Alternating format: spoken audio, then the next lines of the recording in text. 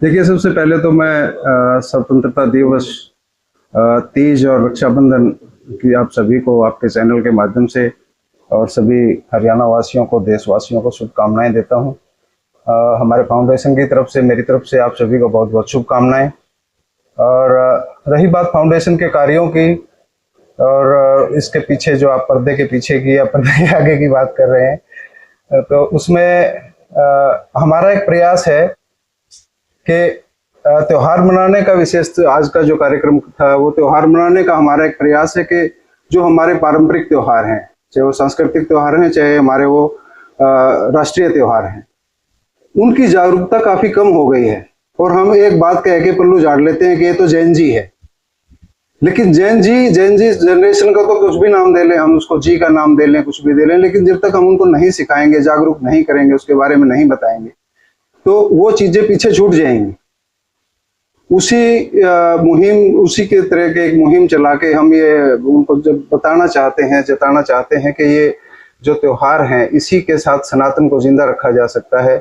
क्योंकि जब तक हम ये चीजें नहीं बताएंगे, मुझे ध्यान है आपने पिछली बार एक बाइट ली थी, कहीं कार्यक्रम में थे आप, तो एक टीचर को ये नहीं पता था कि 15 अगस्त स्वतंत्रता दिवस है या गणतंत्र दिवस है, तो वो आगे क्या बताएंगे। तो वही, अगर जब तक हम उस चीज को नहीं सिखा पाएंगे, जब तक हम उनको नहीं बता पाएंगे, अभी स्कूलों में छोटे बच्चों से मैं कई दिन पहले बात कर रहा था कि उनको महाभारत और रामायण के बारे में नहीं पता है। महाभारत के जो मेन पात्र हैं उनको बताया कि ये है जी, पता नहीं हमें तो क्या है। और ये बच्चे बिल्कुल छोटे बच्चे नहीं है, 6ठी 7वीं 8वीं क्लास के बच्चे हैं, जिनको ये नहीं पता है कि भाई हमारे देश में महाभारत का क्या महत्व है, महाभारत के कौन पात्र थे, क्या पात्र थे। तो वो चीजें, वो गलतियां जो हो रही हैं, उसके पीछे हम इस बात को डाल दें, उन बच्चों पे ये डाल दें कि भाई ये तो जैन जी है, ये तो कहना नहीं मान रहे हैं, ये तो सुनते नहीं है किसी की। लेकिन हम उसके पीछे जाके कभी ये नहीं देखते हैं कि भाई इसका कारण ये भी है कि हमने इनको बताया ही नहीं, हमने इनको सिखाया ही नहीं। वो कहानियां जो हमारे बड़े बुजुर्ग सुनाते थे, पढ़ाते थे हमें, हमारी नानी, दादी, दादा जो बताते थे, वो कहानियां सुनानी बंद कर दी। उन्हीं कहानियों के माध्यम से वो सारी चीजें बताते थे। तो संस्था के माध्यम से हम, एक कोशिश है हमारी कि इन सारी चीजों के प्रति भी जागरूक रखें। और दूसरा, आधुनिक समाज में जो उनकी जरूरत है, चाहे वो उनको रोजगार की जरूरत है, चाहे वो प्रधानमंत्री जी की हमारी एक मुहिम है 2047 की, विकसित भारत की, तो विकसित भारत को बनाने में योगदान तभी हो सकेगा जब हर आदमी टेक्निकल तौर पे स्वावलंबी होगा, कुछ सीखेगा, आगे बढ़ेगा।